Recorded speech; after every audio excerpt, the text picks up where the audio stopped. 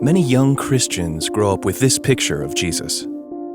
Jesus as a comforter, Jesus as a shepherd, Jesus as a friend.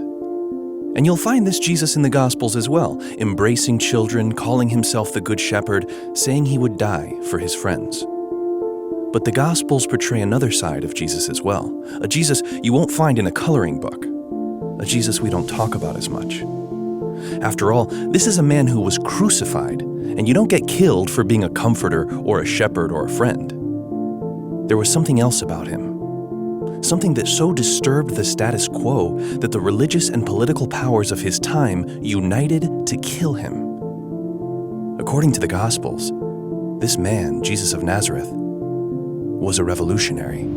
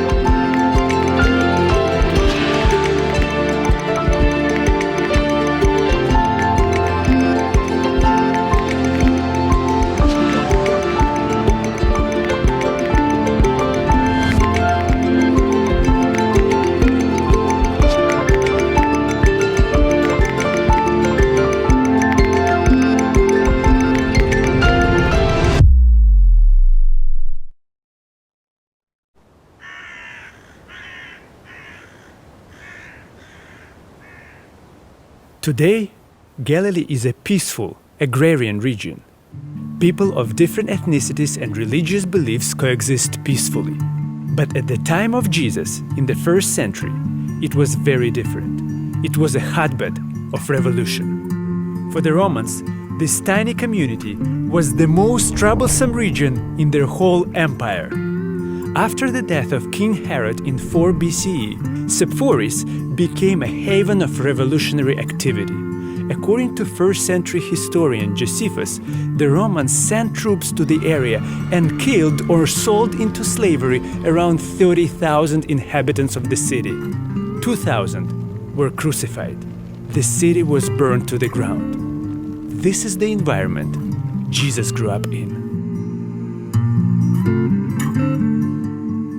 For many young New Yorkers, the city is not an easy environment to grow up in. For every glamorous neighborhood in the city, there are plenty more that are a lot rougher.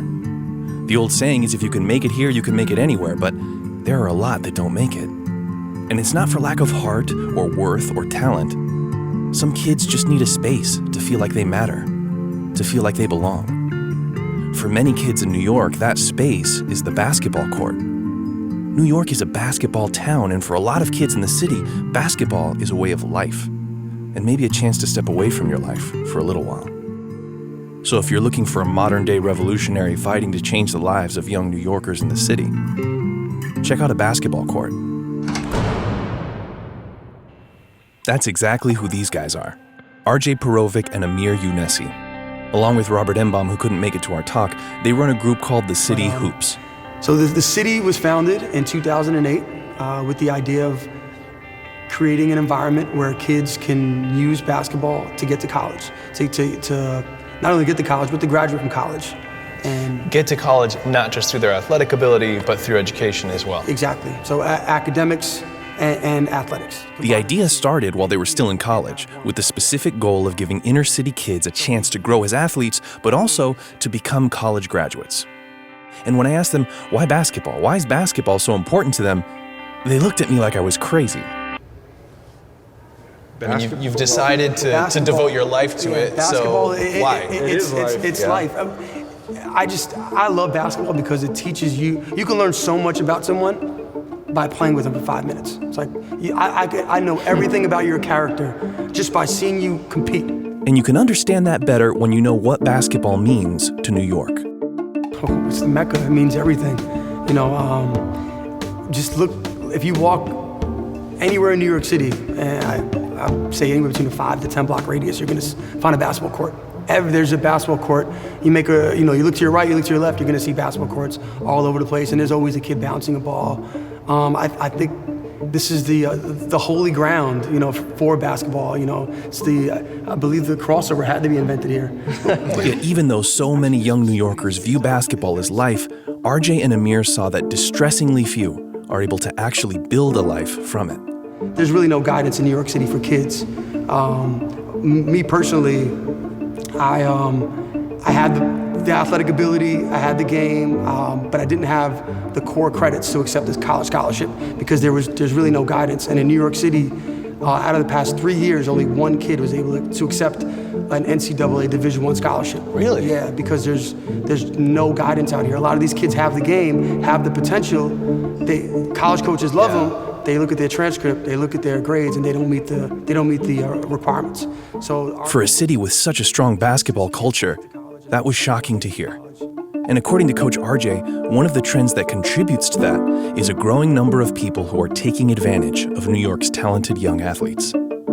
I think recently it's been more about, in New York City in general, it's been more about these street guys trying to use these kids to make coins for themselves through these shoe companies. There are a lot of people who claim that they can change your life, that they can offer a way out. But they don't all have your best interests at heart.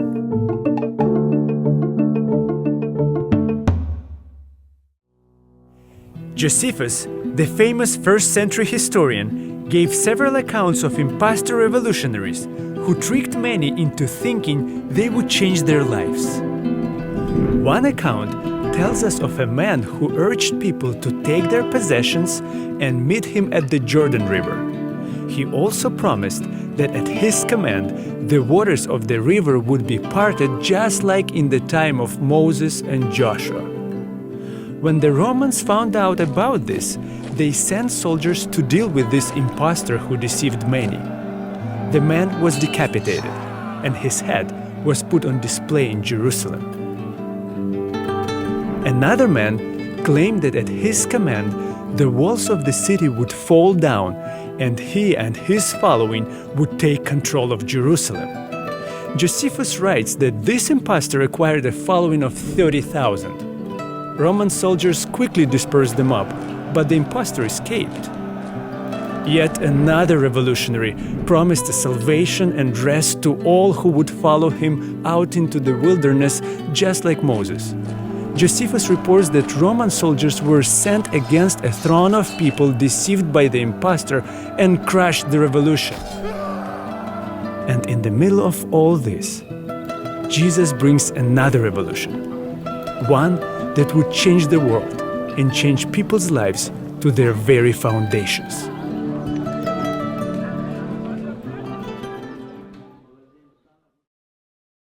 A little bit of money. Coach RJ and Coach Amir know they have an opportunity to change kids' lives, and the City Hoops does everything it can to help make that happen. In addition to all the basketball practices, games, and tournaments, they provide a lot of different academic opportunities, such as SAT prep, bringing in tutors from nearby NYU. And then the last thing that we do is we actually play chess. Right. I was waiting for him to And it's having amazing results. In 2012, we were very fortunate. We had this one group that actually won the AAU National Championship, and every single player on that team went on to accept a Division I scholarship. And while there are those who use basketball to exploit New York's young athletes, the City Hoops empowers their kids to use basketball to their advantage. Yeah, a lot of guys they really don't keep an eye on these kids. They just, in so many words, they use these kids, and we're trying to be different. We're trying to have them use basketball as a vehicle to open doors. And as they inspire kids to open doors, the City Hoops make sure their doors are always open as well, to provide a space for all kids in their community to feel like they belong. And our gym doors are always open, so if our team is on the road playing in a tournament in front of college coaches, the kids who didn't necessarily make a team around the city aren't just turned away and on the streets. Our gym doors are always open, and it serves as a safe haven to just kids all over the city. They're looking to change the game and start something that makes a lasting impact on their community even after they're gone. Plan so that this program can live longer than we can, because unfortunately we can't live forever. but this program can. And if we can open these doors and have these kids come here and benefit from it so that they can change their families' lives, I think that's paramount. That's why they do what they do, and they've seen the difference it can make. It's incredible. And it's just great to see them grow up, mature. We sent some kids to college. Some have come back to visit, and just seeing that progression of adulthood, you could say, is just fulfilling. Because this is all volunteer, all volunteer based. So, I mean, when somebody comes back and says, "Hey, coach, thanks a lot," I mean, that I'm good for the rest of the year. Yeah. Coach RJ and Coach Amir are the real deal. They don't do what they do for money. They volunteer their time because they believe you can revolutionize your community by giving of yourself to create a space where people can feel empowered, to feel like they matter. That can change the world.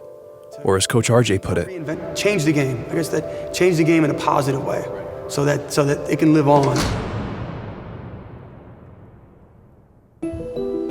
Jesus chose not to take part in the many religious and political revolutions taking place in his time. Instead, he brought a different perspective.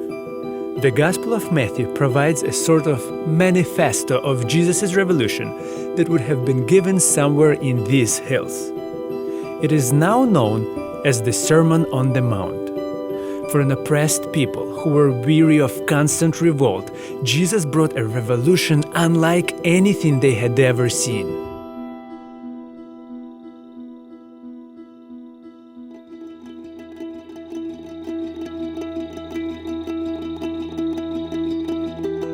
The Sermon on the Mount is essentially Jesus' manifesto. Because we find elements of it in other Gospels, we can know that it's something he would have said many times. But in Matthew's Gospel, Jesus' revolutionary manifesto is given in Galilee, this hotbed of revolution. And almost right from the beginning, Jesus uses a variation on the following phrase 6 times. "You have heard it said, but I tell you." This would have been absolutely shocking and even blasphemous to its first-century audience. You see, in every one of these statements, Jesus counters their understanding of the writings of Moses. For that audience, Moses was the ultimate lawbringer, and in that time, there was no separation of church and state. So Moses' teachings covered every aspect of life, all the way from how to worship God to how to gather your crops. And like Moses, Jesus delivers his law on a mountain. And in doing so, he brings a different perspective on justice. One that rejects vengeance, force, and condemnation, and places a revolutionary emphasis on the ideals of mercy, forgiveness, and love. Even going so far as to say that it would be foolish, even perilous, not to put them into practice. maybe those ideals sounded radical in Jesus' time, but these ideas of mercy, love, forgiveness, not judging, they aren't new concepts to us today. But what would happen if we allowed these ideals to move outside the space of what we admire or claim to believe or what we maybe try to practice in our homes and actually made them pillars of our communities? What would the world look like then?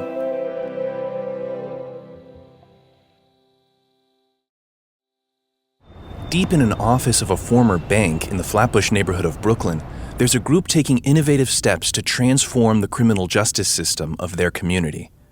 Their co-founder and executive director is Rachel Barnard, and the group is called Young New Yorkers. And Young New Yorkers is a diversion program for 16 and 17-year-olds who are being arrested and prosecuted in New York State.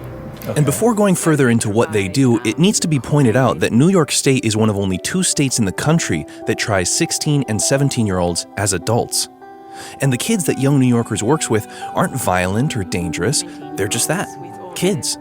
Kids that made a mistake. Who have been arrested for very small things like jumping the turnstile or graffiti or something like that, and are now like wrapped up in a system that they don't understand, overwhelmed. They could be checking out or getting defensive. And when a young kid gets wrapped up in that system, they quickly find that because they're being tried as adults, their mistake can heavily impact them for the rest of their life. And if you get a criminal record at 16, a lot of possibilities immediately narrow. You'll have a criminal record for the rest of your life. You won't have opportunities to get college scholarships that other people might have. You won't have access to housing or other social services, and given most of our participants are poor, they need those services, so those sorts of things. And then But Young New Yorkers works to provide an alternative by working with the criminal justice system. So instead of jail time or other sanctions, the court gives eligible defendants the option to join a Young New Yorkers program. They refer to them as transformative justice programs. The first half of the program uses art such as video, photography, illustration and design to explore typical restorative justice exercises. So using art, Young New Yorkers explores important questions related to the incident that made their kids' court involved, such as, what was the moment in which you made that choice? How has it impacted you, your family, your community? And then looking at that over time. So where might you be in 40 years? Imagine all the extraordinary things that you want to do that you haven't even thought of yet. And that's what makes art such a perfect medium to explore these issues. Through art, you're able to explore who you are and who you want to be. And for young kids running into a system that they may find frightening or oppressive, Young New Yorkers offers a stark contrast to how things are normally done. One that explores the heart of who these kids are and works to restore their place in the world.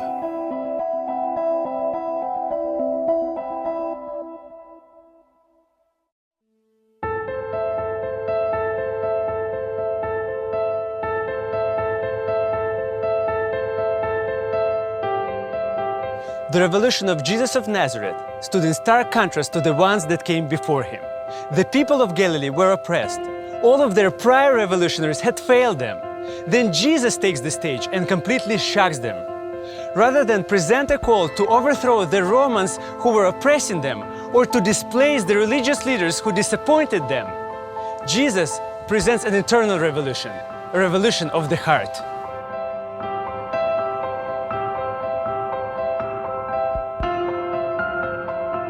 In Jesus' time, the Romans had built the greatest empire the world had ever seen, through might and conquest. All for the purpose of Pax Romana, Roman peace. The idea was that peace is achieved through force. In the middle of that, Jesus called people to follow a different path. One that doesn't seek peace through force and aggression, but instead through forgiveness, humility, and love. And this love, even towards those you might view as the enemy, is present in Jesus' revolutionary manifesto from the very beginning.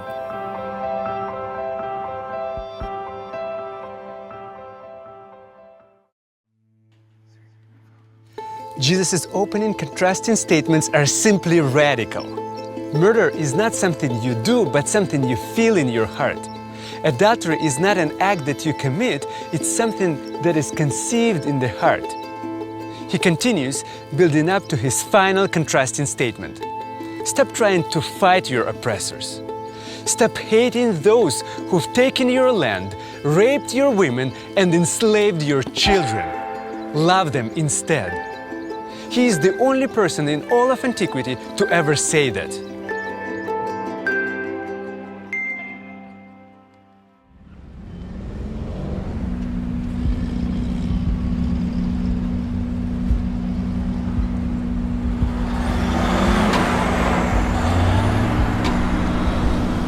A radical transformation of how we view people is at the heart of what can lead to change.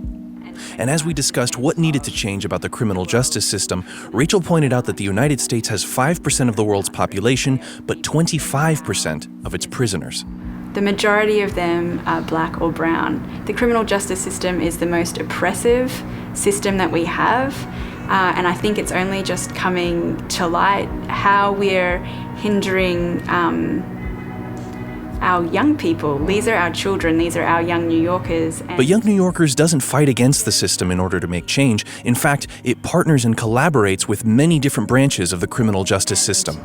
It really surprises me how courageous and open the many different people from the system are to hearing what the young people have to say about the system that is serving their communities. It's pretty wonderful, and that's why we call ourselves a transformative justice program, because we want to shed light on the system itself as much as the young people that we serve. And transformation happens when you create a space for it. Rachel's a former architect, and she talked about the design of a modern courtroom and the impact it can make.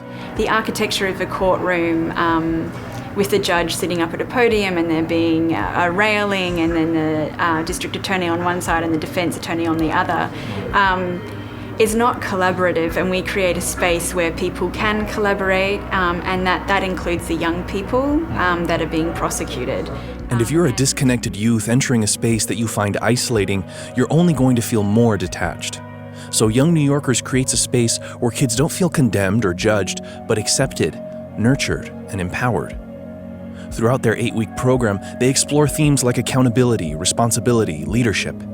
And at the end of the program, there's a large public art exhibition designed by the Young New Yorkers participants. Their most recent project was called Floating Futures, and they created 3 2-scale solitary confinement cells. The first cell held their artworks. The second cell, everyone was invited to float a future for the treatment of youth in Brooklyn and in the criminal justice system. And it's not just Young New Yorkers doing this. District attorneys, judges, prosecutors were all invited to take part in the exhibit and write down what they thought the future could look like. So the young people host them, take them through, they're having a conversation with the young person about the young person's experience, and then they're asked to reconsider what could be possible for the way that they're in the system. Through this space they had a hand in creating, a Young New Yorker is able to guide someone who may have normally stood in judgment of them or in opposition to them, and together explore positive paths to a new future. Once they've completed the program, the participant's criminal record is sealed, and the label of defendant, criminal, is gone. In this corner of Brooklyn, there's a different way of looking at justice, where we can see what happens when we're willing to look at someone differently, not being quick to judge or dismiss them, but instead doing something to create a space where people can grow and feel that they matter. What if more of us were willing to do that? What would the world look like then?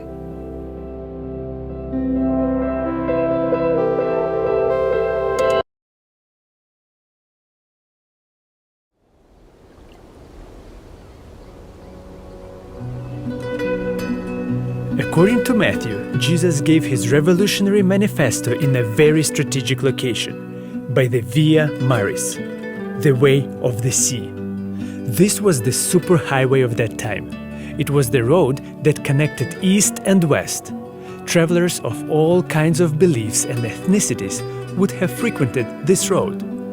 Jesus was injecting his message into the main artery of his world, so that anyone, anywhere, could experience his revolution of the heart. A revolution unlike anything the world had ever seen, because according to Jesus, it was not of this world. The revolution of Jesus of Nazareth was not concerned with overthrowing any outside force, be it empires, religions, or powers of this world. His revolution was internal, seeking to overthrow and transform human nature. And in doing so, he claimed to bring an entirely different kingdom to this world, the kingdom of heaven. In short, Jesus didn't seek to occupy a certain space or transform another. He made a much bolder claim, that he was introducing a new one that can't be defined by the boundaries of this world.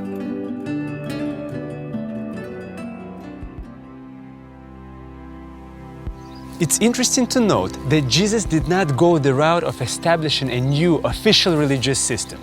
He didn't claim any worldly title. He had no wealth, no power, no formal education.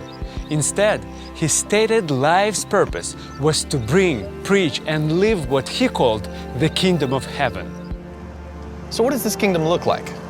Some people use the term kingdom of heaven to apply only to the Christian church or only to Jesus' second coming.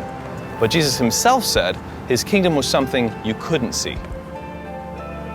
In fact, Jesus said that the kingdom was not just a specific place that you could visit, or an event that you could point to. Instead, the kingdom can be in your midst.